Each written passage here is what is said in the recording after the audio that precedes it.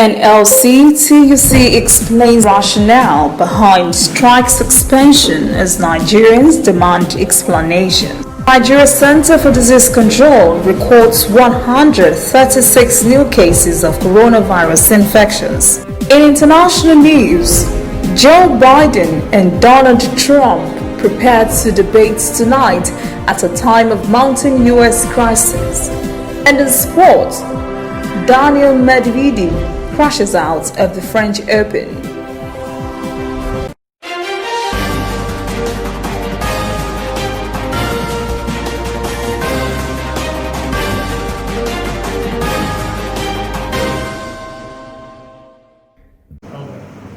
We apologize for the poor audio. 136 new COVID-19 cases Monday, bringing to 58,460. The total number of infections in Nigeria.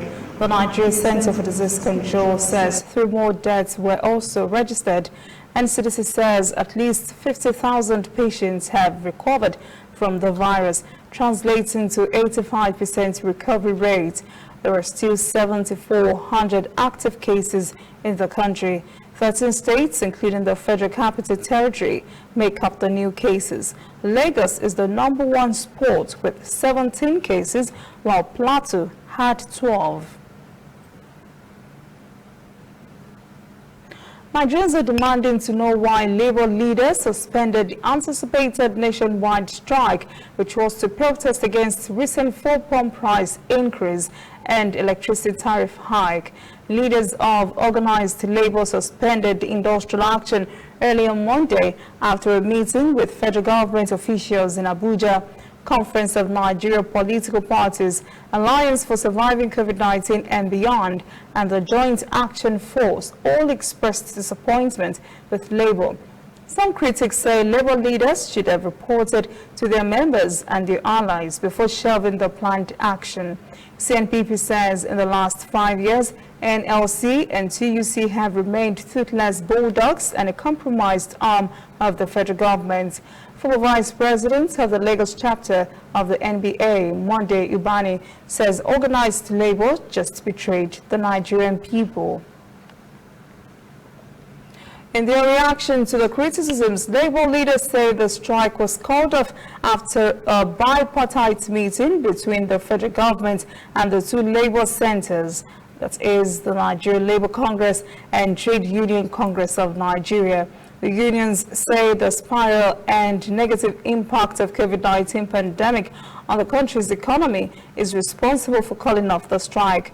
Both parties have now agreed to set up a technical committee to examine if there were justifications for the new policy, look at the different electricity distribution companies and their different electricity tariffs in relation to the order and mandate of the National Electricity Regulatory Commission, NERC. The meeting also agreed on an urgent need to increase the local refining capacity of the nation to reduce the overdependence on imported petroleum products to ensure energy security, reduced cost of finished products, increased employment and business opportunities for Nigerians. Independent National Electoral Commission, INEC, has begun experimenting with automatic voting system. INEC says this is to replace manual voting and as part of the efforts to migrate fully to electronic voting as soon as the enabling legislation is put in place. INEC National Chairman Mahmood Yakubu says the Commission is ready to take a decisive step towards full automation of the electoral process. Yakubu confirmed INEC has invited 40 manufacturers of electronic voting machines from around the world to demonstrate how the machines work, preparatory to fully migration. He also explained that the introduction of some portals has facilitated the seamless nomination of candidates for elective offices by political parties, as well as the accreditation of observers and the media. Yakubu further said the INEC Register of Voters is the largest database of citizens in Nigeria, and the combination of biometric voters cards, commonly known as the permanent voter cards, and the smart card readers have revolutionized the accreditation of voters during election. The federal government says there were ongoing plans to build flood walls around River Kaduna to reduce the adverse effects of flooding and to protect Kaduna people and their properties. Acting Director of the National Water Resources Institute in Kaduna, Dr. Martin Edufie, says in the past years, Kaduna had suffered spate of floods, leading to loss of lives and properties, including houses, crops, and even farmlands. Edufie says the federal government's plan was based on yearly study on floods in Kaduna State. An FCT High Court has found Adamawa North Senator Elisha Abo guilty of assault and slapped him with a 50 million naira fine. Abo was caught on camera in July last year physically assaulting an adult toy store clerk in Abuja. An armed mobile police officer who looked on while Abo perpetrated the act attempted to arrest the victim. Despite video evidence, a magistrate, Abdullahi Ilile, upheld the no-case submission filed by the lawmaker and dismissed the case. But the victim, Simi Bibra Womete, filed a fundamental rights lawsuit in which he has now prevailed at the Federal High Court in Abuja. Coming up, African news. South Africa is set to reopen international borders on Thursday. And later, international news. Joe Biden takes on Donald Trump tonight in the first presidential debate at a time of mounting crisis in the country.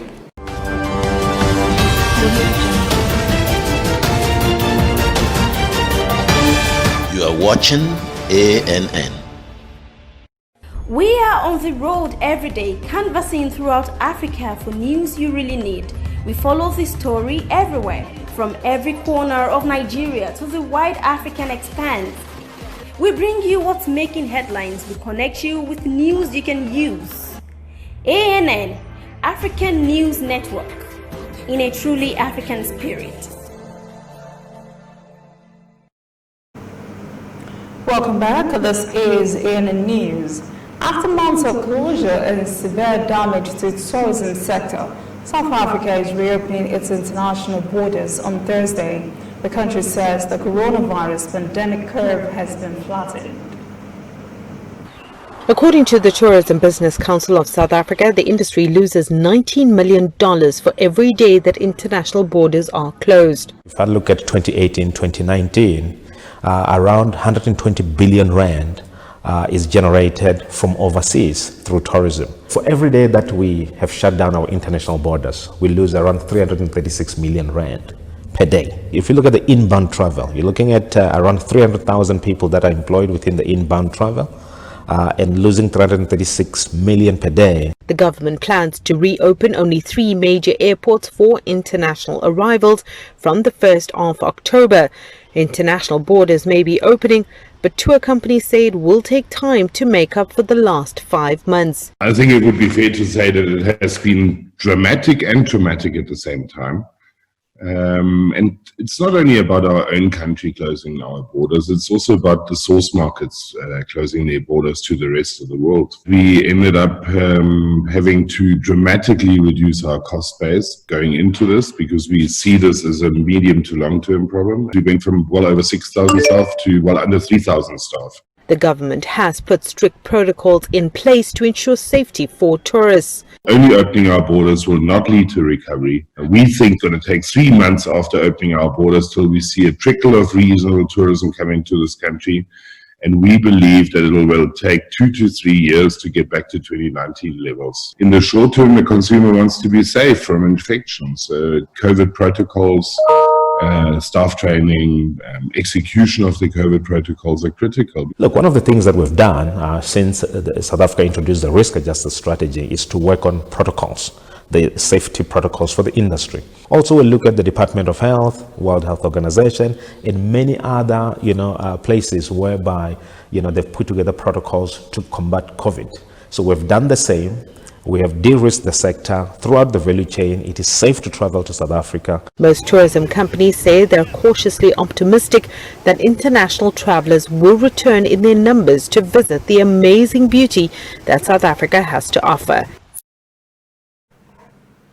Although Egypt has reopened its airports to welcome tourists once again, it also still has coronavirus pandemic protocols in mind. The country now offers polymerase chain reaction or PCR tests to tourists on arrival at a nominal fee. Correspondent Adi El-Mariki has the details. From 100,000 passengers arriving daily down to just 2,000, Sharm el-Sheikh Airport is suffering. To get approved as a safe destination, this airport has to fulfill COVID-19 pandemic requirements that suit almost every country in the world. That's on top of additional security measures introduced after a 2015 Russian plane crash. We've installed thermal cameras to take the fever readings for passengers and staff. It does facial recognition and warns if passengers are not wearing masks. If someone passes by with a high fever, the quarantine team intervenes for a thorough checkup and to diagnose. Egypt has recently required all its arriving passengers to provide a negative PCR test for COVID-19. To encourage tourists to visit, an exception has been made at 4 Red Sea airports. Instead of doing a PCR before traveling, visitors can take the test here at the airport at just $30 per person. It's a subsidized price, of course. Usually PCR costs from $100 to $150 if a tourist takes the test at home. Even for Egyptians, taking it here costs $75.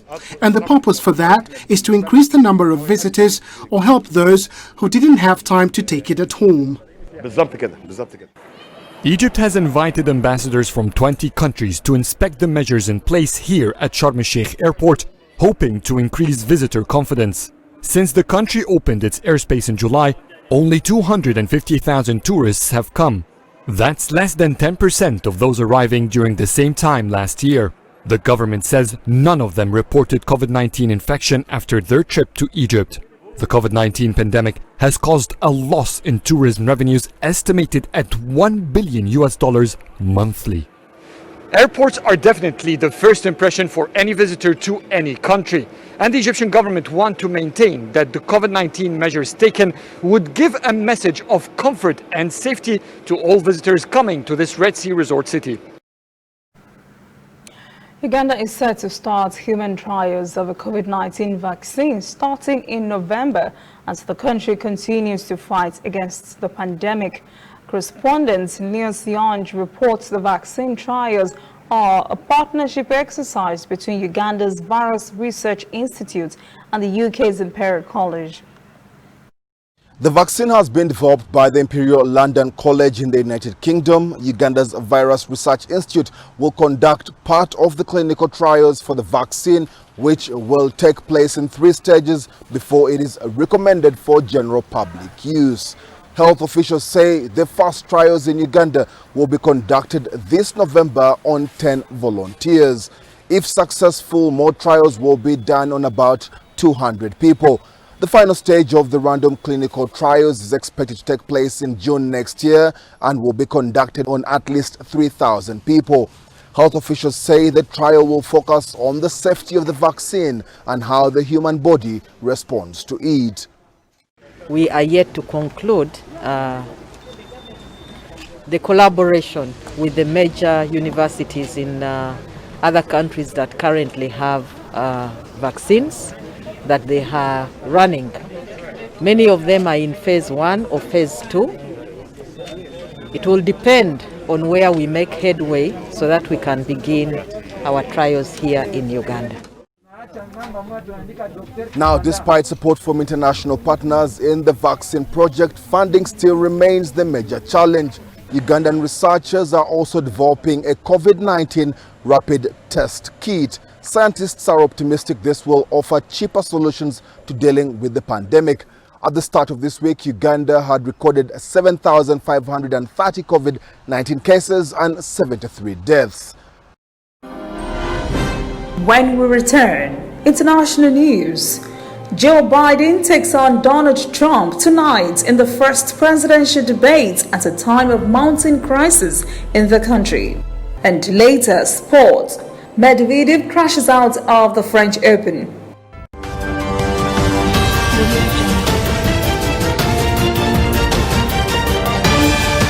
watching ANN. Whether in your house, at your office, on your phone or online, we are there. We have the facts behind the headlines.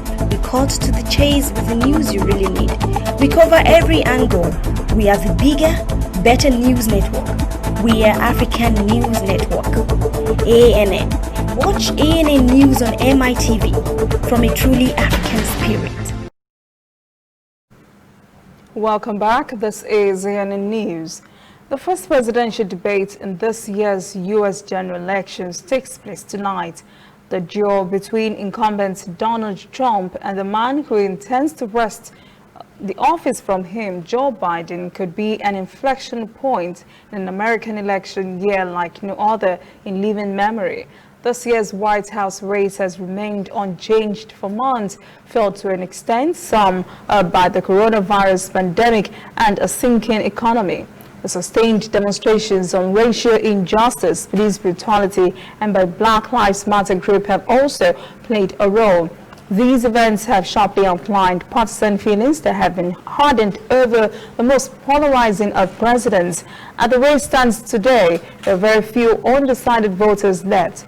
For Trump, the context is one of his last opportunities to reshape the race and color voters' impression of his opponents. The debate comes just 5 weeks before Election Day, and voting is already underway in some key battleground states.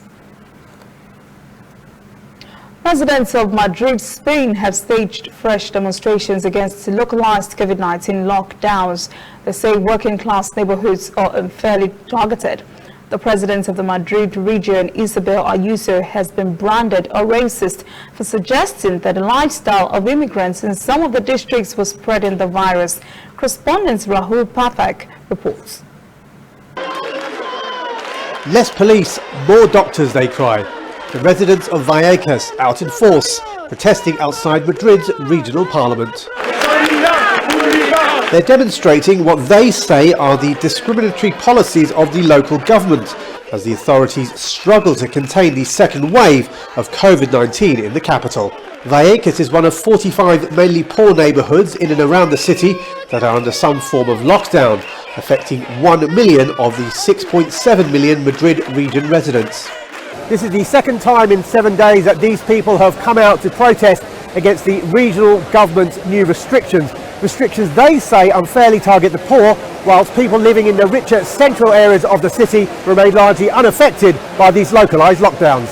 The Madrid regional government of Isabel Ayuso say these measures are necessary to curb the spread of the virus, which has seen areas like Vallecas record a contagion rate of 1,000 cases per 100,000 people. Spain's health minister says any city with a contagion rate of 500 or above should go into lockdown immediately. While Ayuso was quick to impose measures in Vallecas, she has been reluctant to do so in the city centre, which has a contagion rate of well over 700 cases per 100,000 inhabitants. I think our population is asleep. It's time to wake up. Politics are tearing apart our country. Those who ruled before and those who are now in charge are not really doing enough. I hope they can come to an agreement. We just ask for a quality public health care system so we can overcome this situation. We are here to claim that Madrid regional government really make use of the resources the central government gave them to fight coronavirus. The president, Isabel Díaz Ayuso, did nothing yet to fight this virus. She hasn't reinforced primary health care centers. She didn't make the 1 million tests she promised for this week. The Madrid authorities say more time is needed for their measures, introduced a week ago, to have an effect, at which point the restrictions could be lifted. Until then, these protesters say they'll keep coming back every week to highlight what they describe as their class confinement.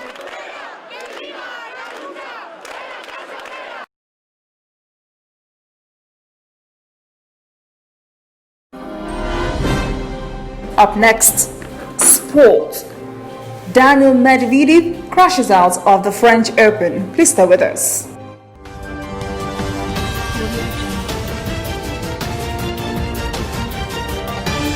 You are watching ANN.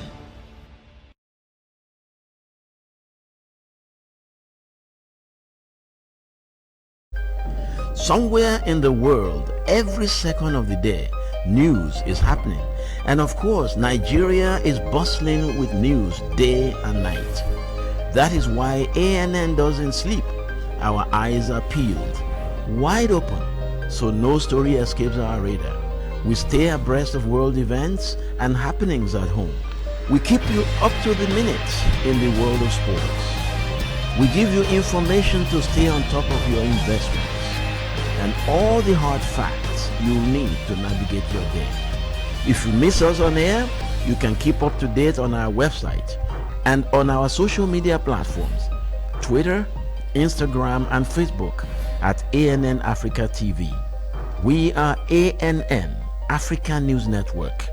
We do news right in a truly African spirit. Welcome back. This is ANN News. In sport, World Athletics is expected to rule on whether Ibrahim Gusau remains the president of the Athletics Federation of Nigeria. On Friday, the court had dismissed an appeal filed by the Ministry of Youth and Sports Development. The AFN had been in crisis after the wing of the federation, led by Gusau, declared autonomy from the Sports Ministry last December. Another faction, led by Gusau's Vice President, Olamide George, suspended him as president. For the fourth year in a row, Russian tennis star Daniil Medvedev has crashed out in the first round of the US Open, losing to Hungary's Martin Fucsovics. So far, Medvedev, the fourth seeded at the tournament, was the highest ranked player to have been eliminated in the first round. He was runner-up at last year's tournament. Medvedev has not won a match at Roland Garros since his debut in 2017. That is the ANN News this evening. Thank you for joining us. For details on these and other breaking stories, visit our website, annafrica.news. Conversation continues on our social media platforms, Twitter, Instagram, and Facebook at ANN Africa TV. I am Olajumoke Olatuji. Have a pleasant evening.